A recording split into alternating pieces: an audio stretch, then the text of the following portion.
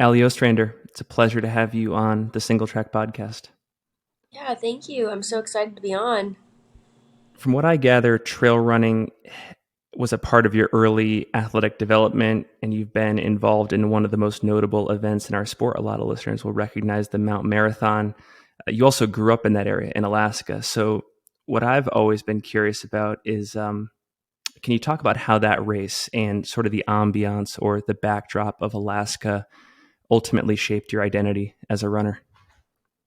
Yeah, I mean, Mount Marathon was like a huge part of my um, introduction to competitive running because when you're a young kid, there aren't really very many organized races, and especially not any of the scale of Mount Marathon. So it definitely was the first one I was introduced to, and it kind of hooked me in on that competitiveness, the fieriness of a race, and the energy of a big crowd like that. And then also just growing up in Alaska, like I was in a small town, and pretty much all the fun things to do were just outdoors things. A lot of like our family fun weekends would be going on hikes, um, or going to trails, and so I just kind of like learned to associate those as like good fun times.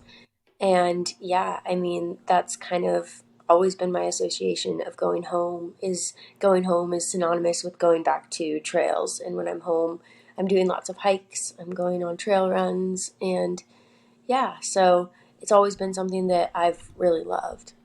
When you were growing up, was your first introduction to running on trails, or has it always been that you started first on the track and the road, stuff like that? Um, I think like the first race I ever did was just a local like road 5K, where like it's kind of a race, but it's just everyone kind of shows up and runs a 5K.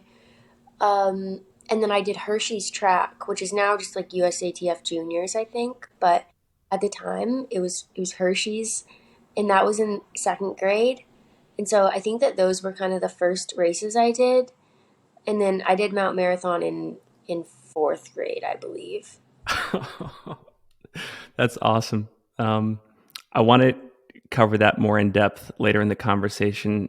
I do want to set the table a bit with a bit more backdrop because most listeners of this show, they are hardcore trail and ultra running fans. And I know that you have widespread name recognition across the running world, but for anyone that isn't familiar, can you talk briefly about your collegiate and your professional resume, like for example what you've specialized in, what you've raced, and what you've accomplished?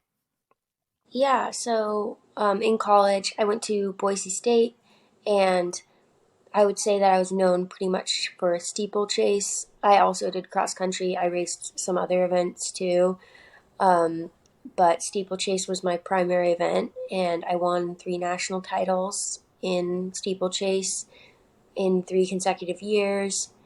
And then I also got like 10 other All American honors.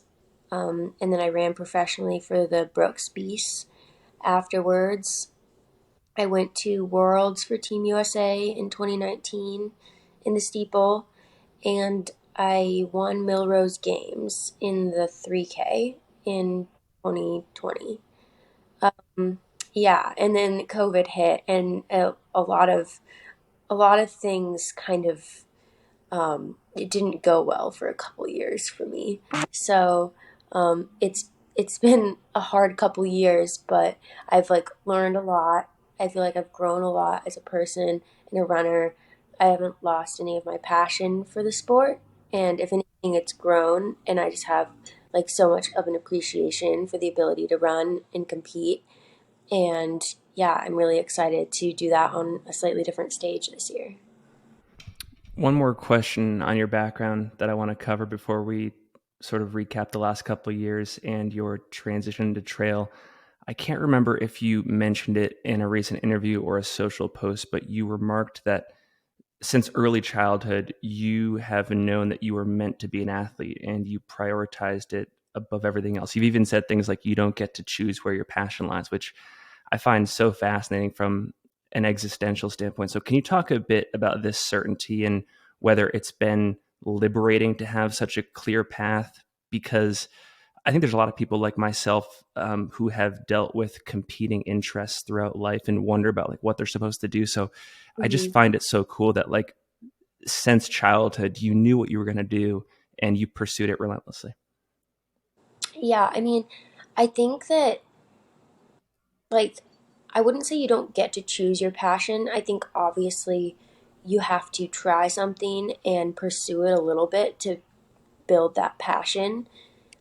But if the passion is truly there, I think that participating in that activity and chasing your goals in that activity becomes a lot easier. Not easy, but like easier. And for me, my passion has just always been athletically related. And that's not to say that I don't enjoy other things or that like school wasn't for me. I liked school and I liked learning too, but athletics have always been just a different level of just excitement and passion and fire for me. Like when I was really little, the first career I ever wanted to have was to be a professional figure skater, which it made zero sense. Like if you're wondering, was she like into figure skating when she was little? No. I went on one field trip to an ice skating rink and I just thought, this is going to be my life. This is for me. But I never actually pursued that at all. So that's one way, you can choose a passion. If you just do it once and never again, it's probably not going to be it for you. Um, but then later in life, from when I was 9 until 16, I was incredibly into soccer. I would spend hours alone in my backyard or in the winter in my bedroom just dribbling around, practicing my footwork. I was on a team every summer, um, and I was so into soccer, and I wanted to be a professional soccer player. That was my goal. But then I think partway through high school, the team that I had been on for so long disbanded because girls were, getting jobs or moving on, like doing other stuff. We no longer had a team, and I just was also at the time kind of realizing that I had talent in running. And so I was like, well, I don't have a team to practice with this summer. I will just pursue running. I'll run all summer. So that's kind of when my interest shifted from soccer to running. And ever since then, it's kind of been at the forefront of what I focus on, what my effort goes into. And yeah, I mean, it's been fun. It's been good. But I guess that's just my long-winded way of saying every job I've ever wanted to have was athletically related. Some kids want to be a doctor or a teacher or a lawyer or something. I just wanted to be different versions of professional athletes. So yeah, I don't know. It's just always been what's been in my mind. When you think about some of your talents and some of your mental strengths, do you find it easy to commit long term to things, or are you someone who in any way, shape, or form deals with doubt about like the current path you're on? I think I definitely deal with doubt sometimes. I think until I'm a certain distance down a path, and I haven't gotten like affirmation or validation about the path that I've chosen, it's hard for me to, with like full confidence, just believe in it. But I think like the further down a path I get and like seeing results, seeing things going well, seeing success and kind of what I envisioned for myself on that path, like the more that happens, the more confidence I gain in it and the longer I can stay on that path, like feeling good about it. Cuz in the last like 6 months, I've had a pretty different style of training, and at first, I was very skeptical, but I told myself just trust it and see what happens. And then slowly over the 6 months, as I've had some key workouts and a time trial and those sorts of things, I've gained confidence in it. And now, after it's been 6 months, I would say I would commit to doing this for years. Whereas at the beginning, I was basically committing to doing it for enough time to see if it was a disaster. So, yeah, I think it just takes some time for me to fully commit. I think you've been incredibly and impressively public about certain struggles you've dealt with in the last couple of years, especially right around COVID until now. So a track and a road running audience might be well familiar. I still think it would be good to talk about them with a trail running audience because it's incredibly instructive as our sport is new and we're facing unique challenges. Um, because yeah, you've talked in the past about how you've endured certain struggles in your collegiate and pro careers. You did say that you got there, you got to the mountaintop, you reached your goal of becoming a pro athlete, but at the same time, you got there in a quote unquote unsustainable way. So I'm wondering if you can talk about this more and perhaps go into detail about what the primary drivers were and what the influences were that led you to choose the methods of becoming a pro athlete that you did. Hmm. So, when I was in middle school and high school, like I said, I was so primarily focused on being successful in athletics. Those were huge, huge goals for me. And like, especially around middle school, I started getting really worried about like my body changing, like hitting puberty. As a girl, as a guy, I feel like there's so many positive associations with it. Like, I'm gonna get stronger, I'm gonna get bigger. And as a girl, like, especially a runner, I was really, really scared because I was like, well, what if my body changes and I'm not as fast anymore, or I struggle for a few years. I don't want that to happen. And so I started just being really, really careful about what I would eat and trying to make sure I could control every variable in my athletic pursuit, including my body.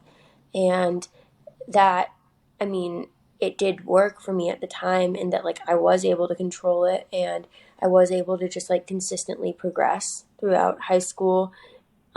But it kind of slowly stopped working as well, in college, and I started getting some injuries and training was impacted. And then after college during COVID, like that, I just got so many injuries within a year. I had four bone injuries. Got to the point where like, yes, I had controlled my body, but now my body was controlling me because it wouldn't allow me to train the way I wanted to, or the way I needed to be at that level as an athlete. Because every time I tried to, it would break down, literally. Something would break.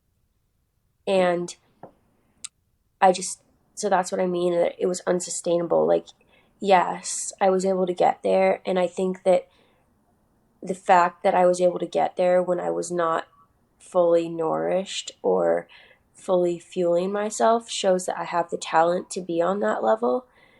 But the way that I went about it the first time around was not healthy for me overall.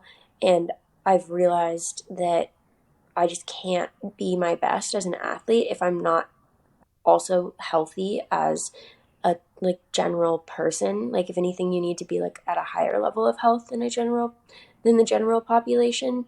So that's been like a huge shift for me. Like during 2021, I went to treatment for my eating disorder, and like it's been a big focus ever since. Like, that's kind of why I took a full year without really trying to get a sponsor, because I wanted to give myself time to not be on a contract, not have a schedule, like be able to race and train the way it felt good and I wanted to, but not have any external type of pressure on that. And now I feel like going into this next contract, like I am literally a completely different person, a completely different athlete, and I am just excited to actually take like a long-term approach and accept that like there is variability in performance, and I can't control every variable, but I will control the ones that I can, and kind of have the ability to accept like what I'm capable of, you know? And so that's definitely going to be hard because I'm such a hyper competitive person. Like I want to be the best at all times. But I think that like sometimes to be your best, you have to take a step back and reevaluate things and go at it from a different angle. And so that's what I've been doing. And like you said, it can be hard to like commit to a path, but like the longer I get down this path, the more like little glimmers I see of like a completely untouched potential that I have never seen before. And I really think that I will be able to get there at some point, and it's a longer term approach, but I'm definitely looking forward to it. One of the many interesting things you said there was that, and I think it must have been last year, 2022, you effectively took a sabbatical as a professional athlete to just to reevaluate, and I'm assuming to recover to some extent and to reflect on what you want to do next. You know, as somebody who, again, we've talked about you reaching this ultimate goal of being a professional athlete, what was it like psychologically and existentially stepping outside of that role and reevaluating what's next? Like, was that ultimately a good thing for you? Was it easy to do over time? Were you surprised at what it felt like? Talk about that. Um, it was it was hard because that would never have been something I wanted to do. Like I said, what I wanted to do was always like be very focused in on goals and chasing them and being incredibly athletically driven.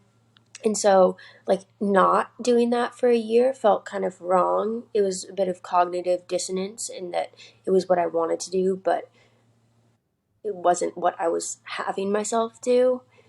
And I also definitely dealt with some like existential crises and just like wondering like who am I, like if I'm not even a professional, like what do I tell people when they ask what I do, like what is my career at this point. You know, there were many a day, you know, refining my resume and making cover letters and applying to like 5 jobs on Indeed and just being like, oh, well, it's over, you know, I gotta find a new career.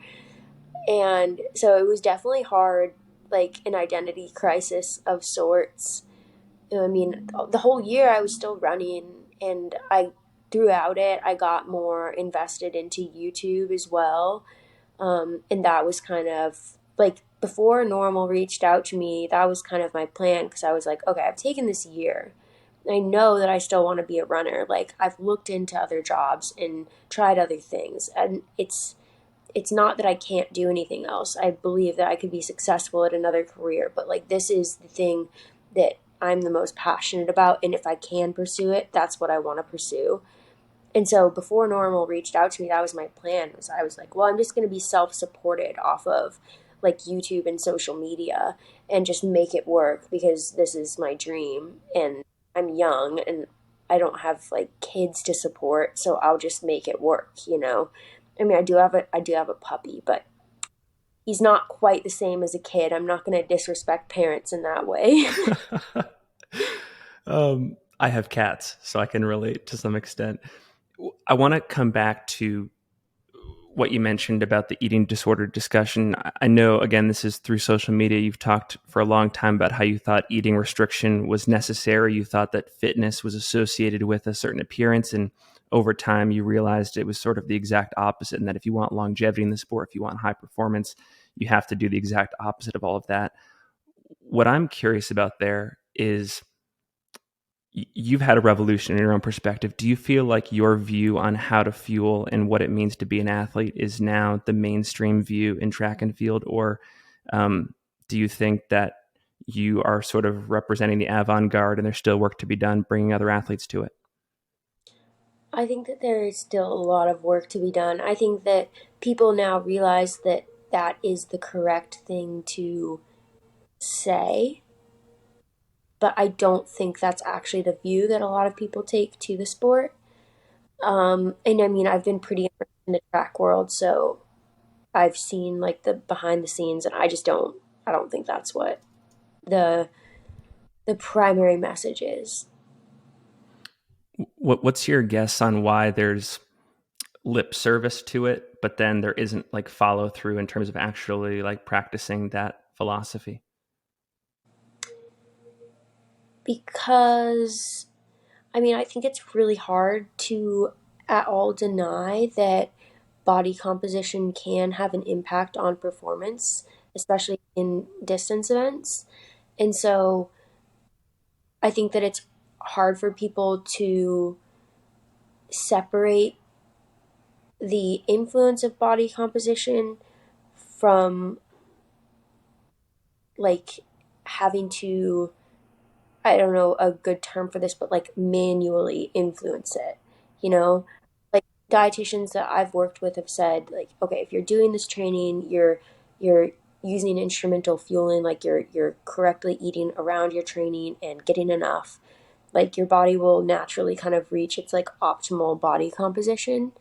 And I think that people, like obviously to a lesser extent than I was, but are kind of, they doubt that. They doubt that they'll naturally be at their ideal body composition. And so they do kind of alter it a little bit to what they would assume is ideal. And that, I mean, I don't want to like, obviously like point fingers or say that's wrong of them to do if they're doing it in like a, a sustainable way for them, to each their own. It's just that I think there's a misconception that like that's the only way to be successful, and I don't believe that. Do you get the sense that there are an increasing number of role models in the sport like yourself that represent the new way when it comes to fueling? Yeah, definitely. And I think that they're more like stepping to the forefront and being open and speaking about it, and it's cool to see. And also like professional athletes, or former professionals like kind of talking about the ways in which other approach has hurt them, harmed them in some way, I think is really helpful to like bring this new approach, which is like the new approach is basically just like not, I mean it's basically just eating enough, like kind of intuitive eating, I guess, is like also on the mainstream what is popular at the time. But like I think it's bringing more attention to that and like bringing more attention to the ways in which that can be super helpful for having not just like immediate success but also like long-term sustainable success. And so that is exciting to me. You, again, I picked this up from social media. You said that 2021 in particular was one of the hardest years of your life. You were training for the trials, you were going through treatment, you made the personal decision to leave your sponsor and the Brooks Bees team. Uh, Through all this, you were doubting whether you would race again. But we're talking here today in 2023, and you kind of came out through the other side successful. And what impressed me so much about that is, especially as any of us get older, it's harder to change, it's harder to overcome inertia. So, and I think this is instructive to the audience too, which is why I'm asking it. But what ultimately gave you the perspective and the strength to overcome all that adversity? um well, I think that, so basically my team doctor and coach when I was at Brooks like gave me an ultimatum, like you have to go to this treatment center because like it's very urgent, your health condition, and like if you don't go then we're not going to clear you to race, you won't be able to do the Olympic trials. So I was like, well, that's just not even a decision for me, I have to go because I want to race, like that's my goal. And I think that being in treatment and actually like physically surrounded at all times by like medical professionals, like people like giving me my meals, and like being in therapy so many hours a day, like it just provided a different level of accountability and a different level of commitment to recovery that I had never had before, because I kind of went in with the mentality of, look, maybe I didn't choose to be here necessarily, but I'm here now. So I want to get as much out of this as I can. And I'm going to commit 100%, like all the time that I'm here. I'm going to be committed to getting better. And so that really helped me. I think if I hadn't had like a major event like that kind of force me to change, to switch inertia, I don't know if it would have happened. And so like going into treatment then with that mentality, it taught me a lot, just like through the actual act of like eating what I was eating and seeing that like, I mean, this is like a huge thing in eating disorder recovery is like facing fears basically, and just like, so just repetition of like eating a food that you were maybe fearful of or that you thought was bad for you, and then like seeing that it was fine and just doing that over and over for like 6 weeks. It helped me be more relaxed around food, and then also like having therapists there through the entire thing that like I could talk everything through with. It gave me a lot of tools for like dealing with fears and behaviors and stuff like once I did leave treatment. And so I think honestly most of it goes back to just having been in that intense of an environment. Like that was what it took to kind of flip a little switch that made me actually start seeing what I was doing as a negative thing instead of something that was constructive. There's one more question that I want to ask you on this front before we start to talk about some trail stuff. One thing I've always admired about you, I think it's one of the reasons why I enjoy subscribing to your YouTube channel, which we will link to in the show notes. You have this philosophy around it's good to be transparent about your struggles and what you're trying to be better at, and how that mode of transparency is much more beneficial, not just to yourself, but to sort of like the whole running community instead of being private. So can you talk about whether being public about this has been an easy thing and it's sort of like a part of your personality to be transparent, or it's something that you sort of had to generate the courage to do over time? So it's definitely not one or the other. I would say it's both. Like there's positives and negatives, but I would say that the positives outweigh the negatives. Um, like on the negative side, I do feel like being open about struggling with an ED has made like there's a hyper focus sometimes. Like if someone's not like close to me, I'm just like meeting up with someone for dinner or something, I feel like there's a hyper focus. Like people pay more attention to the way that I'm eating. And I also think that, like, when I was talking to certain brands, like, hoping to get a sponsor, like, some of them were like, well, we're just a little bit scared about, like, your past with an eating disorder. And that to me was frustrating because I was like, well, I've done so much to like move past this and get better. And I'm not saying that I'm 100% recovered, but I feel like I'm way more balanced with food than probably 90% of the professional running space. So like that was really frustrating to me. Like just because I had been open about it, it was like hurting me. But those are kind of the only negatives. Like on the positive side, I feel better. Like I feel aligned with my own values when I am open about it. When I made the initial post on Instagram and YouTube, I felt like a huge weight lifted off my shoulders. Just, it felt really good to finally put that out there. And while it was hard and kind of uncomfortable to be so open about something so personal, it was it was far better for me than keeping it close to my chest.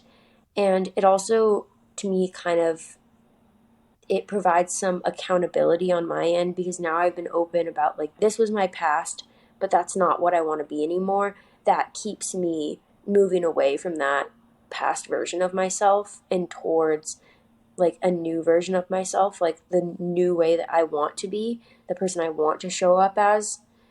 And so like that helps me a lot.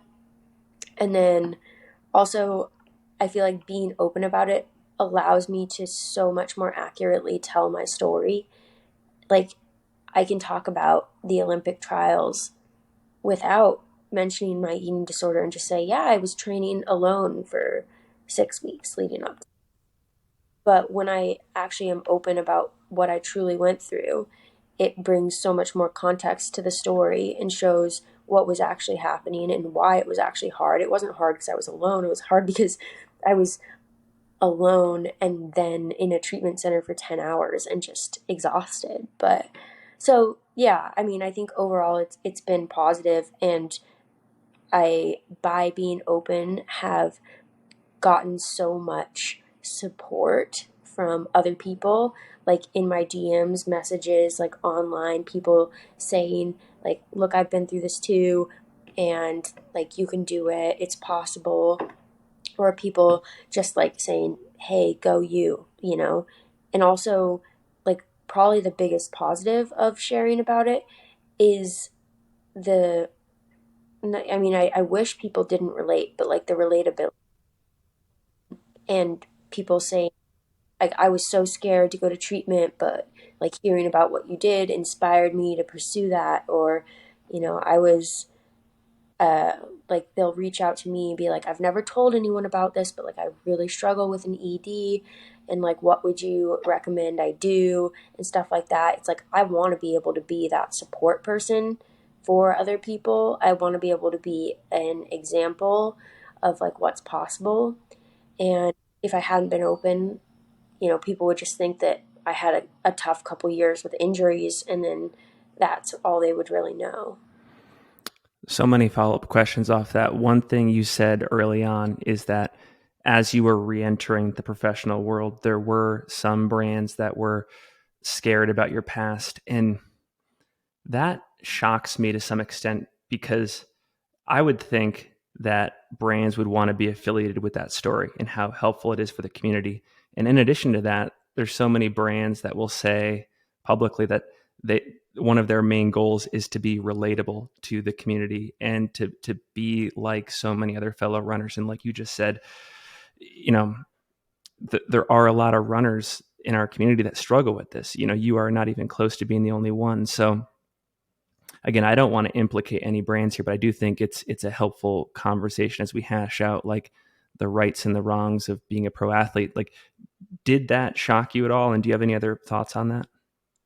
I mean, it did shock me, especially because, like, I was looking for a sponsor, and I fully realized that at that point I hadn't raced for a year. And so, if they don't want to sponsor me because they haven't seen any results recently, like, I can understand that. They say, well, we just don't know because you haven't raced. We need to see you competing first before we'll feel comfortable. Like, you've taken a lot of time off. We're just not sure if you're at the level anymore. Like, that is understandable to me. I just feel like there were so many other better reasons to like not want to sponsor me. Like, I get that I was a risk. I fully understand that. So it was just kind of surprising that that was the one they chose to go with. Like, even if they were thinking that, I feel like they would have said something different. Mm. But yeah, I mean, I think that there's got to be a balance for brands, like in the mind of a brand. I think it's like a balance between relatability and reliability. Like, they want to be relatable, but they don't want to take on an athlete that could, you know, have problems, I guess. But I feel like that's just, it's kind of going to be hard to find an athlete that won't have any problems because, as far as I know, everyone has things that they struggle with, and it's kind of more a matter of when than if. I know that this isn't always the most positive way to fuel motivation, but when you deal with those scenarios, and by the way, for context, we'll talk about it in a second, but there's a happy ending. You do sign with Nnormal. Does it give you in any way, shape, or form a chip on your shoulder when it comes to competing in the future, where like you want to show brands that like you still got it, and if anything, you're going to come back stronger in the process? Yeah, definitely. I mean, like, ideally, I want to, get back into racing, and at some point, maybe it's not this year or next year, but at some point, I want those brands to all be just, beating themselves up for chance. Like, that is 100% like something that motivates me. This next question, it's I'll try to make it a bridge to the rest of the conversation about trail running, but it's something that I've wanted to ask you because I'm a part of it. We're at this moment in trail running where live coverage of races and broadcasting is a relatively new thing, and because of that, we're hashing out sort of the code of conduct for what it means to be a personality in the sport and what it means to cover races and to be a fan and all that kind of stuff. And the reason I bring this up is because there was a moment in your career, I think it was back in 2018 when you were in college, where there was an ESPN commentator that made a comment about your appearance instead of focusing on your performance and your preparation and stuff like that. And it makes me curious because I'm not as tuned into the track and field and road world. Has that always been a common part of the coverage, or was it an outlier, or is it something that women uniquely deal with? Do you have any opinions on that and why it's existed? I think that I think it actually was like fairly common, um, and it's getting better now. Like you saw at the last Olympics, like ESPN brought in, Sonia Richards Ross and Kara Goucher to do commentary. So, like people that were very knowledgeable about aspects of the sport that just a general commentator wouldn't be. And I think that that is what allows the commentary to focus around performance ability and the sport, because you just like it really comes down to research and preparation, that it's like an easy fallback, just commenting on what someone looks like instead of what they're doing or like the training behind that, or the behind the scenes basically.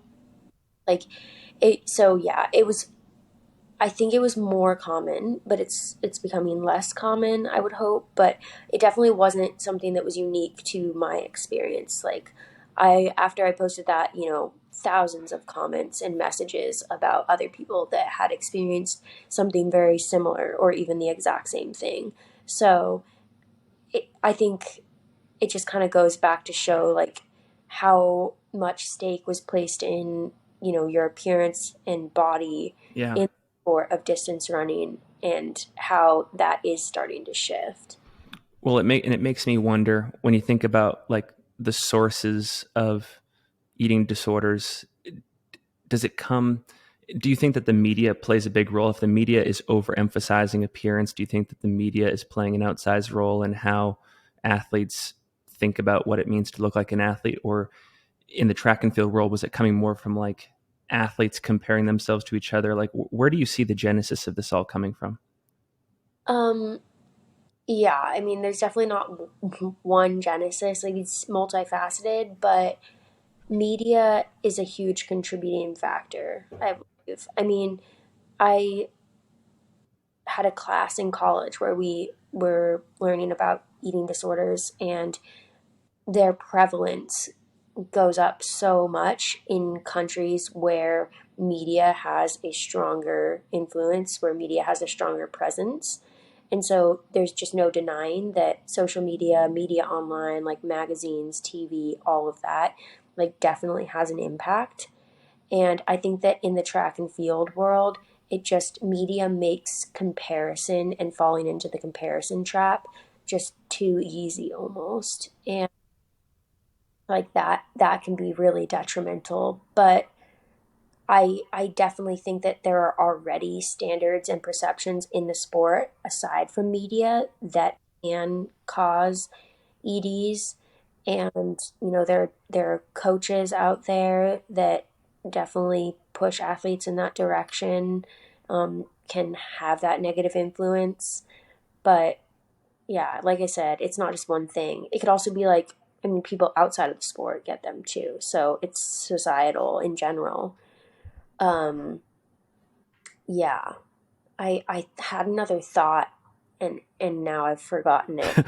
Well, if and when you think about it, feel free to interrupt me, because I do think it's incredibly worthwhile to continue discussing, especially just at this stage of the sport. Um, we talked at the very top of the conversation about the influence that Mount Marathon had on you, and from what I understand, and you just recently signed this contract with Nnormal, and you said that it might not have been possible if I hadn't met Emelie Forsberg and Kilian Jornet at this race a few years back. So, can you talk about the early influence of those two athletes and just sort of the scenario where all of this was made possible? Yeah, so 2015, I had just graduated high school and I was competing in the full Mount Marathon, like women's race for the first time because I was 18. And Emelie Forsberg and Kilian Jornet showed up, and that was probably the first time that like professional athletes from out of state had traveled to Alaska specifically to compete in Mount Marathon. And so it was kind of monumental in its own way, and just super super cool to be a part of and to see. They were such high level trail runners and just athletes in general. Like, they absolutely destroyed everyone and won and set course records. And I remember at the time just like seeing them and the way that they competed and how like comfortable they both were when they finished. Emelie was literally smiling like the entire race. It was creepy and terrifying, especially as a competitor. And Kilian was just like chilling. He was just kind of like, yeah, whenever I feel like it, I'll just go win this thing. And so first off, it was inspiring to see how good they were, and also that was my first kind of interaction with any sort of professional trail runners. And so to just know in the back of my head all these years that like being a professional runner didn't just mean track, it could also be trails, which was awesome. I knew that people did that for a living. And then, yeah, now years down the line, it's been 8 years. Um, I'm running for a company that Kilian co-founded, which I cannot believe for a second is not because of our like introduction on Mount Marathon. I feel like if I hadn't been at Mount Marathon that year and he hadn't been there, then he probably wouldn't know who I was, because he is, like you said, the Kipchoge of the trail world. Like, he's hugely on the trail side of things, and he probably would never have would never have heard of me, wouldn't have known that I was looking for someone to run for, wouldn't have known that like I had some experience on the trails. So yeah, it's crazy. Like, Mount Marathon is definitely the reason that I got this contract. So I'll have to repay the favor someday, somehow. I know that you have a pretty trail significant schedule this year, but you've also said you're leaving the door open for stuff on the track. Um, and I preface all that because I'm curious what made you sign with Nnormal, given that they're a trail focused company. Were there any other brands out there that you were seriously considering, given that they might just have a more flexible product line that would allow you to compete on both surfaces?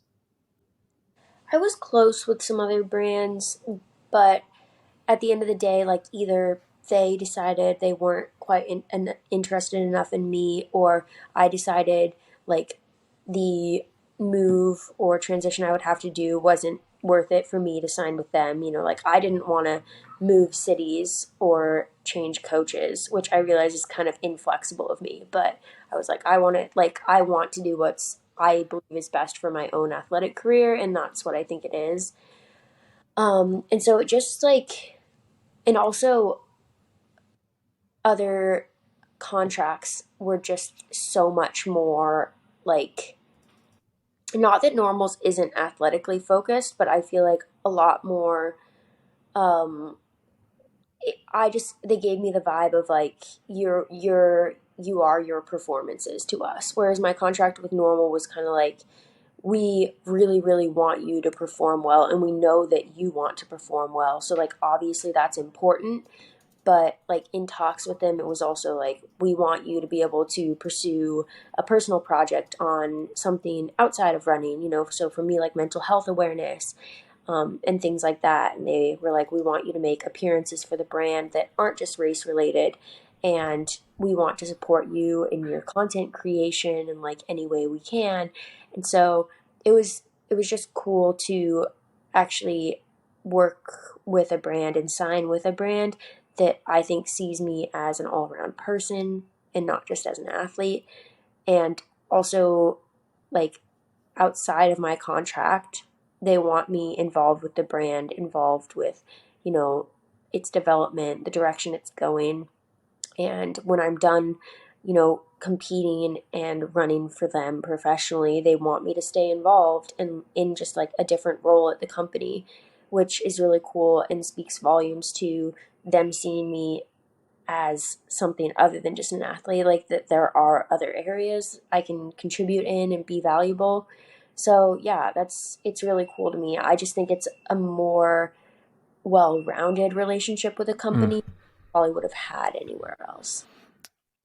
One really interesting thing you said there was that in a former life, when it came to working with a brand, you were defined by your performances. You are your performances. And it sounds like here you are to some extent the performance, but also to some extent your storytelling and the community involvement and everything else that you bring to the table as a well-rounded human being. Have you found that that's unique to the trail running brand space, or is that also something that's being more emphasized on the track and road as well?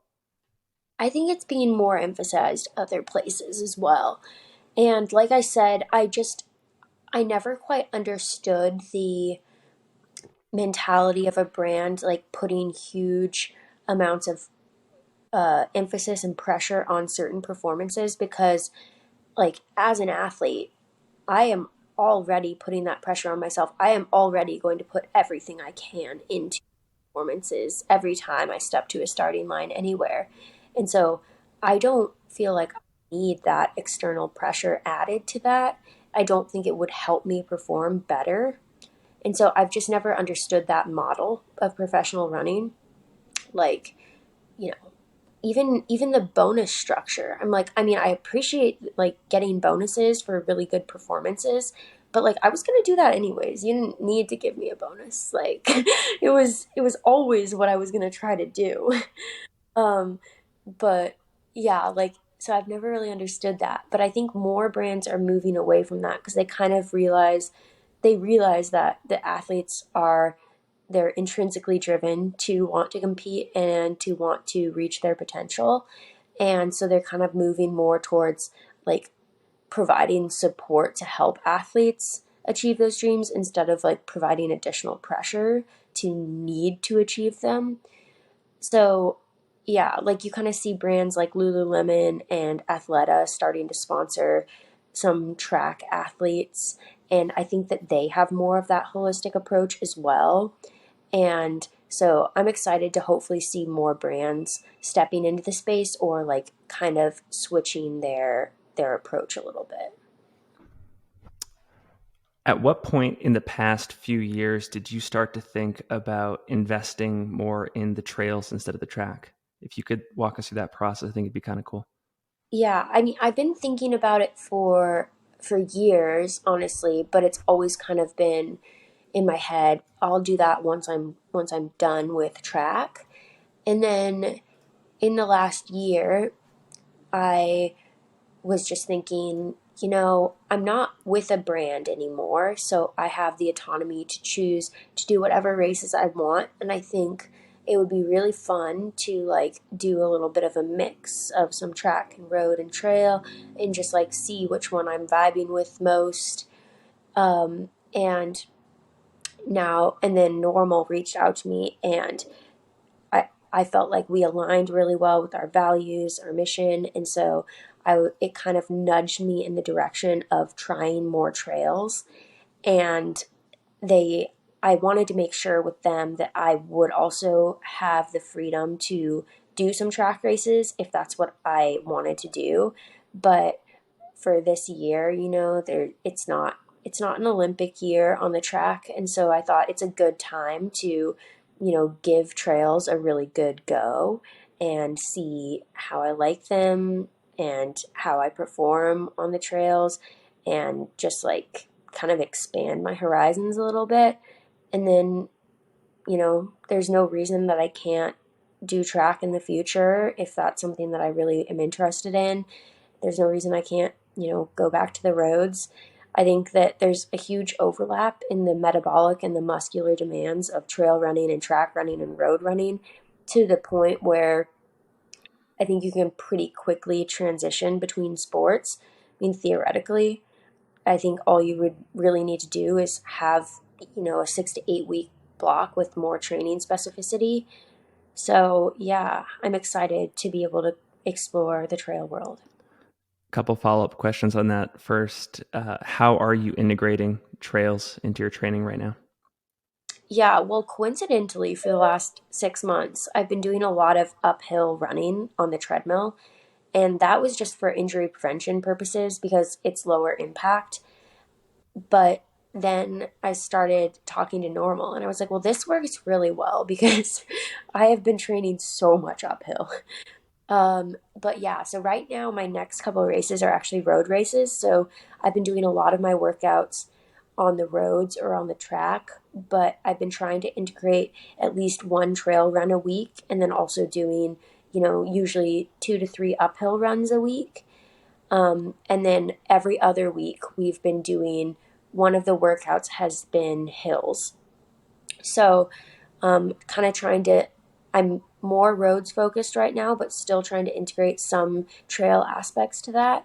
And then after I'm done with my road races, we're going to be going to Tahoe and doing a training camp there where I'm just going to like transition towards trails and start adding more specificity with doing a lot of my runs in the trails and also starting to do workouts in them as well. Have you started to figure out what your strengths are on the trail, like uphill, downhill, uh, carpet type surface, technical surface? Talk about that. I think my strength right now, I see it as like long, sustained, slight uphills. Because as like someone that's come from a trail and a road background, I think that I have a little bit better leg speed than a lot of people. And I also practice so much on like, a pretty like manageable grade on the treadmill. So if there is, a 5 to 6% uphill grade on a trail for like a long sustained period of time, I think I could get moving on that pretty well. Talk also a bit about your racing schedule this year. From what I understand, it is pretty trail focused, and there are a lot of cool events on both the American and Euro circuits. Yeah. So Nnormal and Kilian and like Dakota Jones, a couple of Nnormal athletes, helped me kind of come up with this schedule because I honestly knew so little about the trail world. It was I was just dumb in trail knowledge, so I needed help. But now that we put this together, I'm like, oh yeah, let's go, baby. So, anyways, I'm doing Gate River Run and Carlsbad 5,000 as like my two opening races, and those are road races. And then at the end of April, I'm doing US Mountain Champs. And then in June, I'm doing Broken Arrow. In July, I'm doing Dolmiths. And then in August, I'm doing Sierra Zinal. And September, I'm doing Pikes Peak. So that's kind of the schedule right now. And then there are some other races that it's like, okay, maybe I'll do those. It's just play it by ear, see how I'm feeling, if I can fit in more races or if I like feel like I need the recovery between them. If you can get it in, I highly recommend the Mammoth Trail Fest as well. I am signed up for that. Okay, So cool. Cool. yeah, as long as I'm feeling good and healthy, then I'll probably do it. Right on. Yeah, that's such a cool scene. Okay, a couple more questions before we wrap up. I think, you mentioned a minute ago not knowing a ton about the scene, in recent months, but are there any other folks besides Dakota, Kilian, Emelie that you have been following over the years in the trail scene, or any people that you've reached out to for advice about just how to train and stuff like that? Um, so I've been following like Courtney DeWalter, but I feel like that's like the most stereotypical thing. I actually her. I just think she's super interesting and like relatable and funny. So, yeah, I follow her. But other than that, I honestly haven't been like super in tune with the trail world. I kind of like see things here and there, but there isn't anyone else that I really consistently follow. Um, and I haven't talked to many people yet. I mean, like I had a long conversation with Kilian about training for the trails, and then I was kind of like, well, I mean, he probably knows about everything.